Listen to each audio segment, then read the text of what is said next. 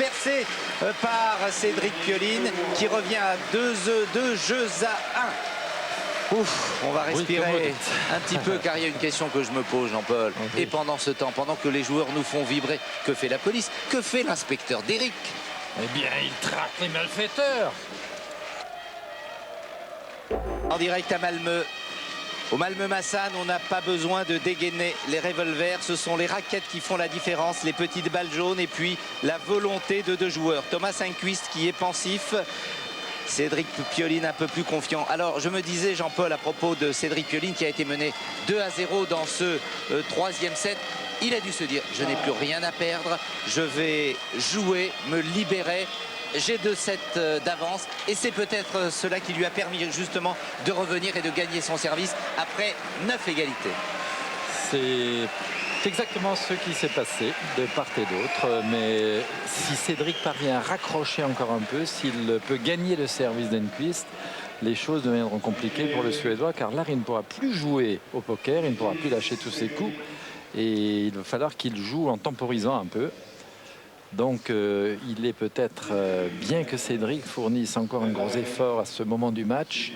C'est pas facile car il en a déjà fourni beaucoup, qu'il devait récupérer un peu, mais s'il pouvait reprendre le service de son adversaire et s'il a suffisamment d'énergie et de réserve physique, eh bien il peut espérer pouvoir terminer en 3-7, pourquoi pas. Mais il faut déjà reprendre le service qu'il a concédé à son adversaire.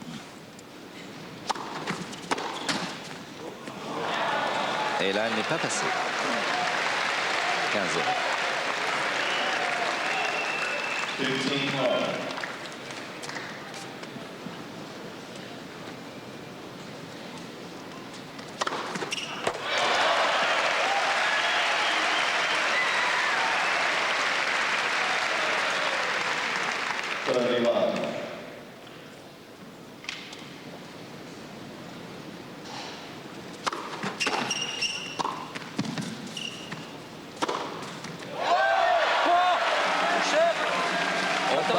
On parle de la puissance d'Enquist, mais sur ce coup, Jean-Paul, c'était aussi fort. Regardez Noah, ouais, mais où va-t-il chercher tout ça?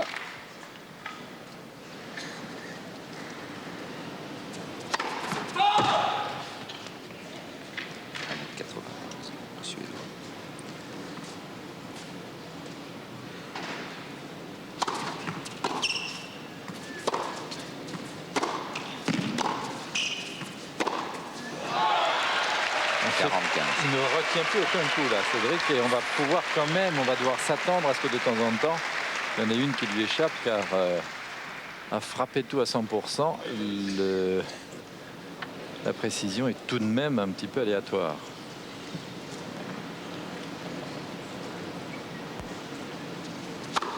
Ah oui, superbe. Il ne va pas lâcher morceau, Thomas Enquist, il veut revenir, il a le moral pour ça, probablement le physique aussi. Il gagne ses services en tout cas plus facilement, il mène 3-1 dans cette 3e manche. Vous voyez la marque de cette rencontre depuis le début, depuis 2 h et 6 minutes, 6-3 et 7-6 pour Pioline, mais 3-1 dans le 3e set pour son adversaire.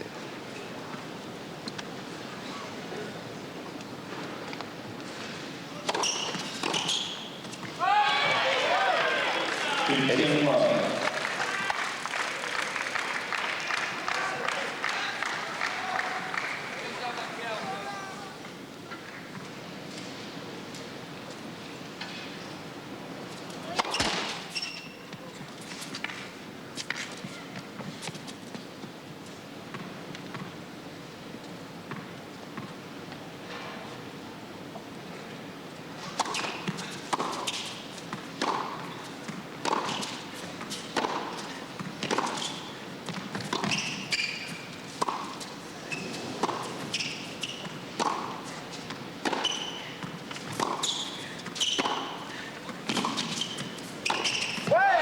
C'est extraordinaire, vraiment, le match de Cédric Pioline.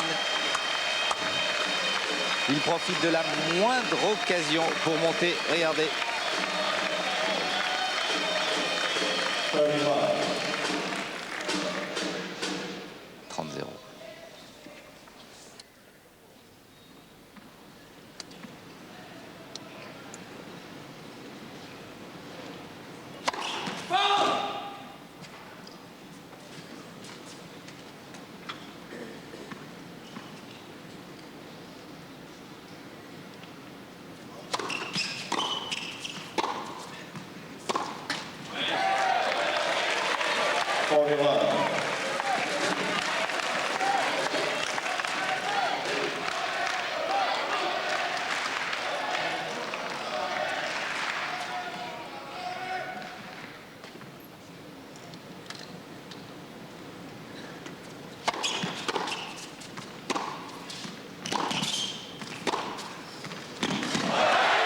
fabuleux. Un jeu blanc, c'est un sans faute de Cédric Pioline. Il est mené 3 jeux à 2 par Thomas Enquist. Il s'inscrit lourdement dans la chaise. Ah bon? Lourdement, oui. Éprouvé.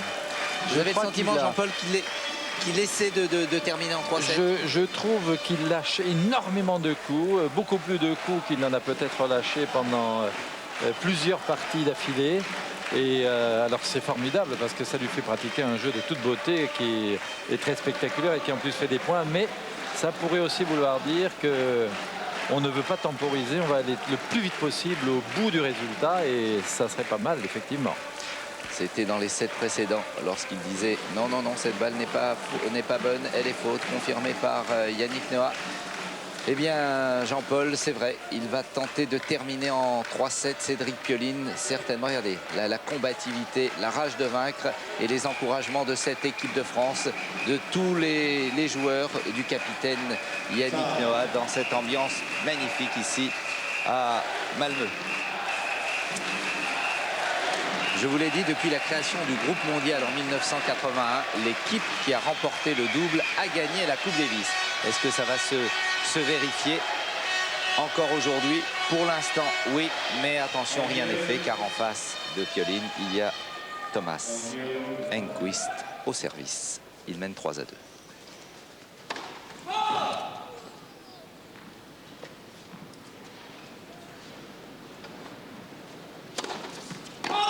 Double faute.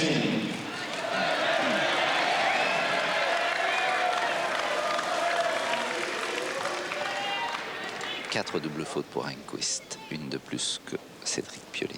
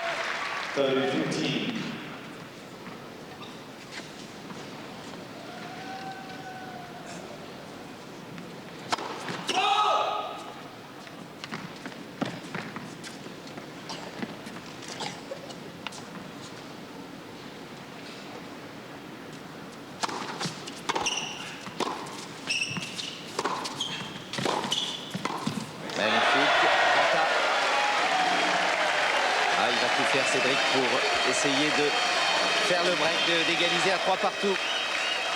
C'est Calvi, Delorme et les femmes de joueurs qui n'arrêtent pas d'applaudir, de se lever, d'encourager.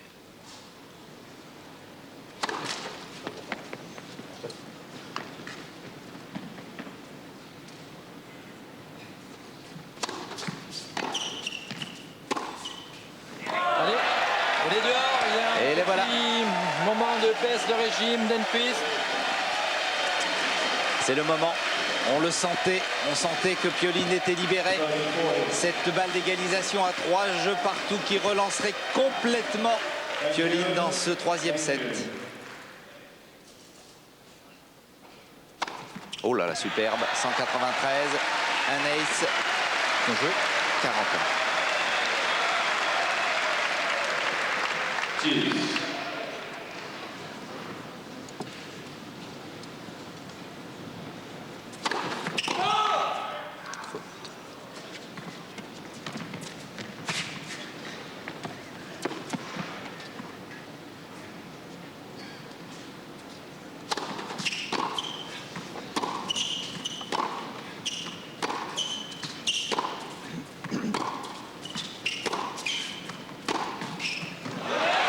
C'est beau et pourtant son 2e service était vraiment limite.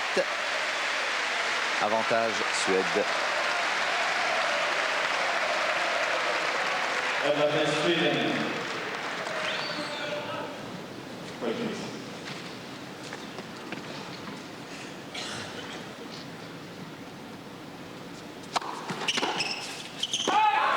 jeux. Enquist, il mène 4 jeux à 2. C'était un des moments où Piolin aurait pu revenir au score dans ce jeu, effectivement. Ouais, mais comme tous les grands joueurs, Enquist a sorti l'ace au bon moment alors qu'il était mené 30-40.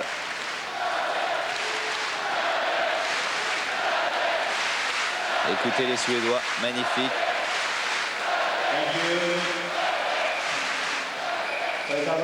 Qui dit Forger, qui dit Cédric.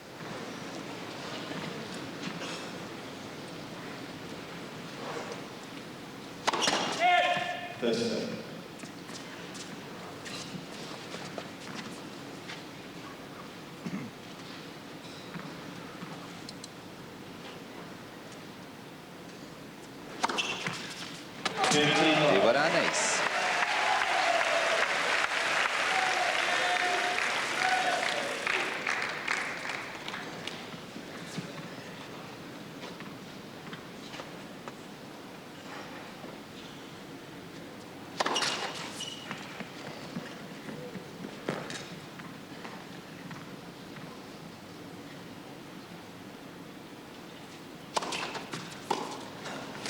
Limite de la double faute. Hein.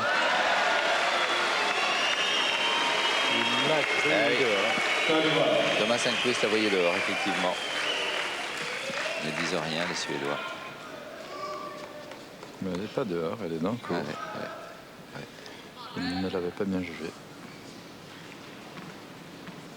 30-0. Encore un ace pour V. Ça marche très bien contre Enquist, ça. Ça marche en général très bien contre tous les joueurs, à condition de varier. 13 ace pour Enquist, 9 pour Piolin.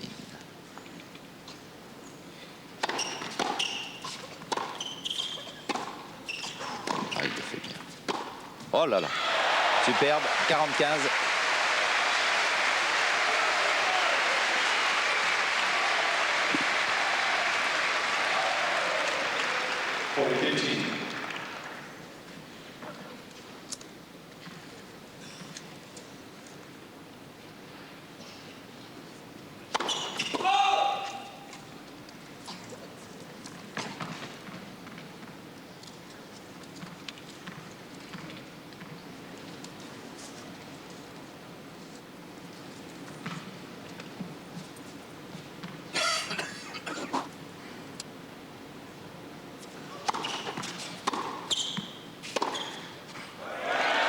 Bien joué, bien revenu, 4-3.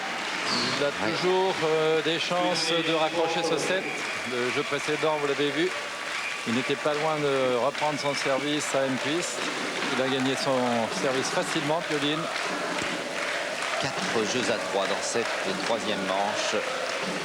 Et toujours ce break d'avance, ce service d'avance pour Thomas Enquist. Nelson est avec Jean-Philippe Florian. Ah, alors Jean-Philippe, sympa. vous nous disiez à l'instant que vous pensez que Cédric a accusé un petit coup de fatigue au début de la troisième manche, mais que là il se reprend bien. Oui, c'est sûr qu'après avoir gagné la deuxième manche aussi difficilement, on accuse toujours un petit coup de fatigue. Et je pense que là, Yannick lui a dit de rebouger mieux les jambes. Et je pense que Cédric se remet bien dans le coup. Qu'est-ce que vous pensez à présent peut faire la différence infime entre ces deux joueurs? Moi, je pense que déjà, il y a un truc qui me surprend énormément et que je trouve remarquable. C'est la sérénité de l'équipe de l'équipe de France qui me semble vraiment, qui paraît comme un roc, un rocher, vraiment. Et on voit vraiment les joueurs très bien préparés.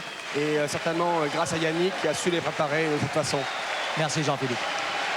C'est vrai qu'on les sent motivés.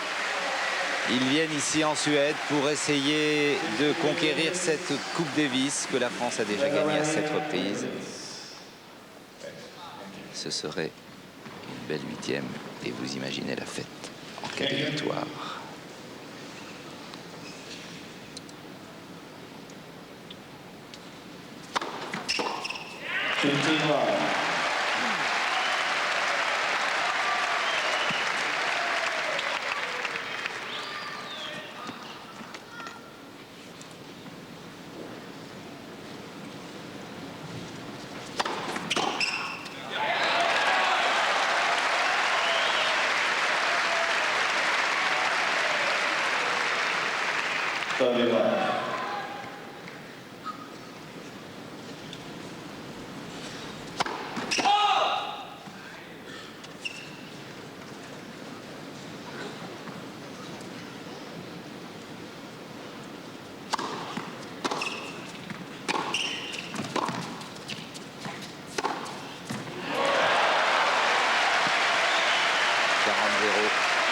Parfait le long de la ligne.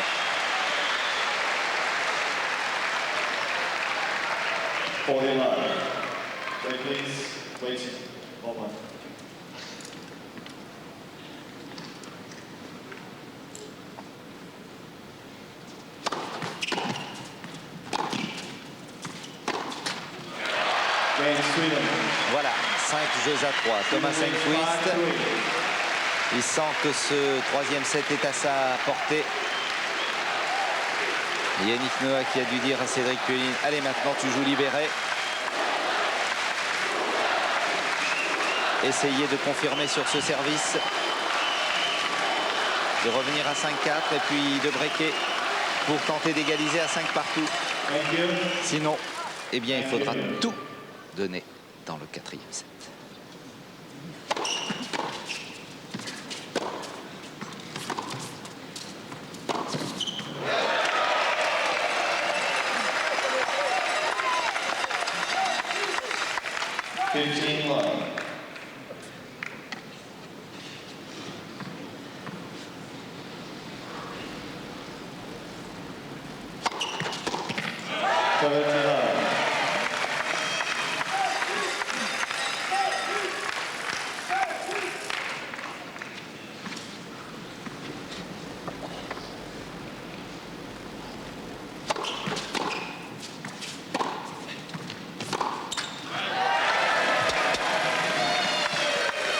Pour revenir à 5 jeux à 4.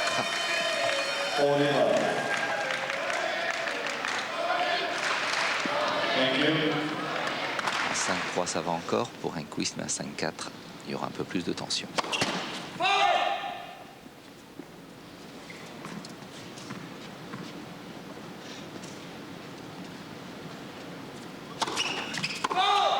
Double faute.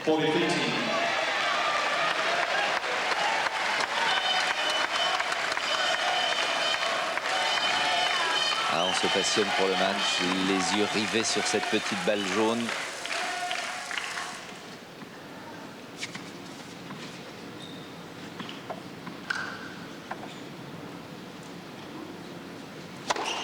Oui, bien servi. Voilà qui est fait, 5-4. Allez, on va pouvoir faire le point. Et j'aimerais bien être une petite souris pour écouter ce que peut dire Yannick Noah à Cédric Pioline maintenant. Il va commencer à le laisser boire. Il va attendre un peu que Pioline donne le sentiment qu'il veuille parler, car c'est un joueur qu'il faut laisser venir. Là, Yannick a trouvé le moyen de le capter, le moyen de le faire écouter.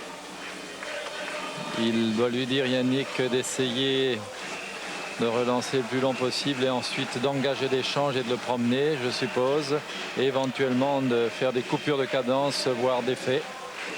Et puis il lui dit, tu sais, Cédric, si tu reviens à 5 partout, eh bien, tu peux finir en 3-7.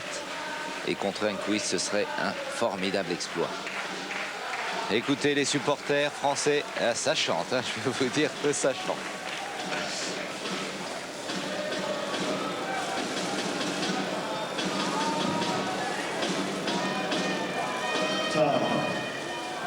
Voilà, je crois que ce qui devait être dit a été dit pendant cette minute et demie de repos.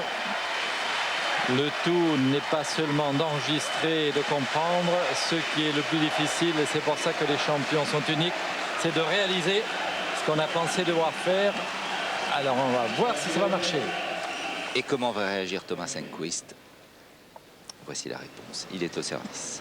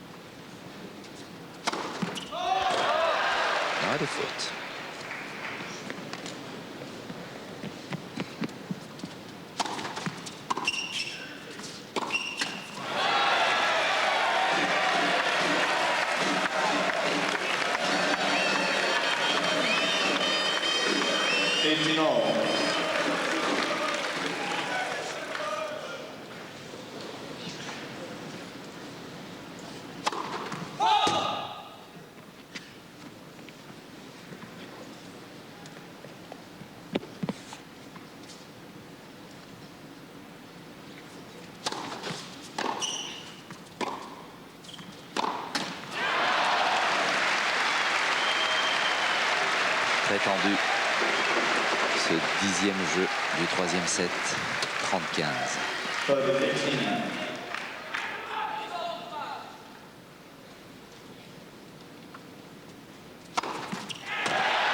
Un ace exactement quand il le fallait, 40-15, 2 balles de 7 pour la Suède.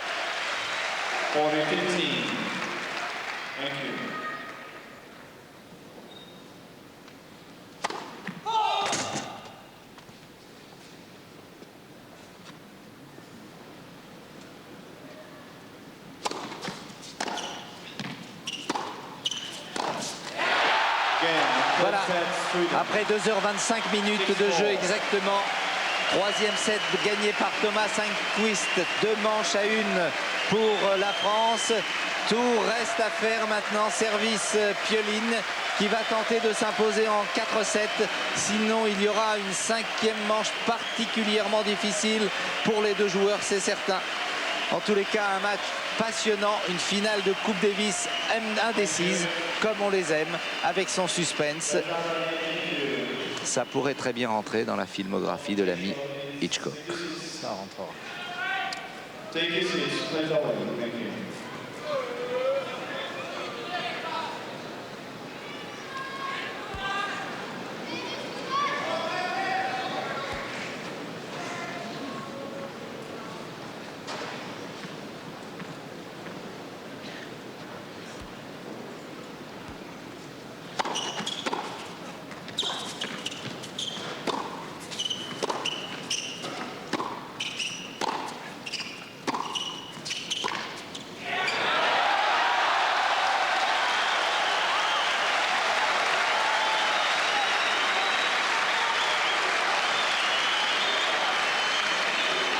Love 15.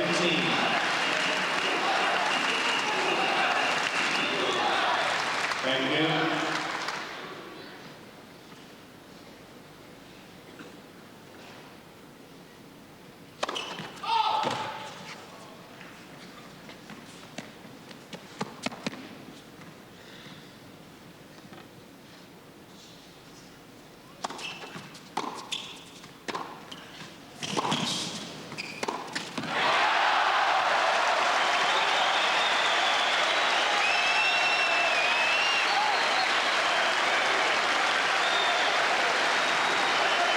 Difficile à faire ça.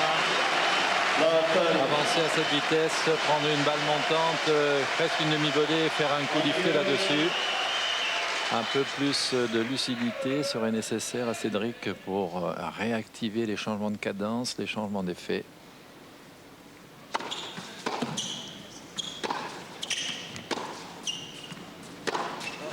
Elle est faute, 0-40. Attention, au début du 3e set, il a perdu son service d'entrée. Cédric Pioline. Et dans le 4e, 3 balles de break pour Enqvist.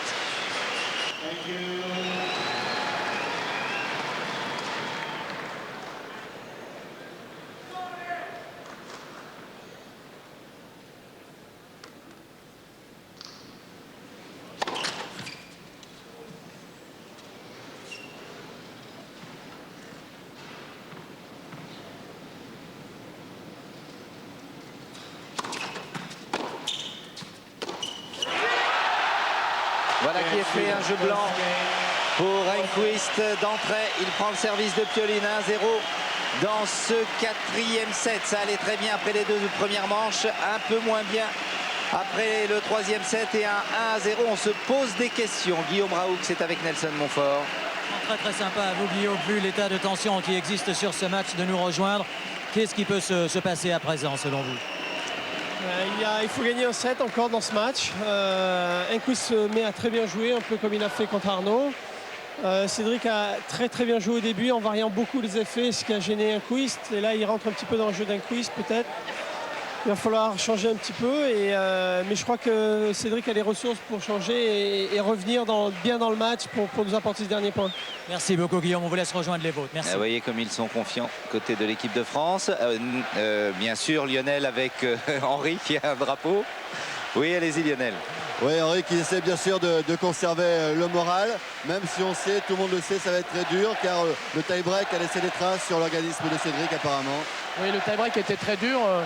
Je crois que Cédric a eu énormément de mal à se mettre dans le troisième set. Il s'est fait breaker d'entrée. Bon, la même chose se reproduit dans le quatrième set. Maintenant, il a eu un gros coup de barre physique. Il a commencé à vouloir gagner les points beaucoup plus rapidement. Et je crois que pour l'instant, maintenant, il va falloir qu'il se remette bien dans la partie, qu'il prenne son temps et surtout qu'il n'aille pas en sur-régime. On a l'impression qu'il est en sur-régime pour l'instant.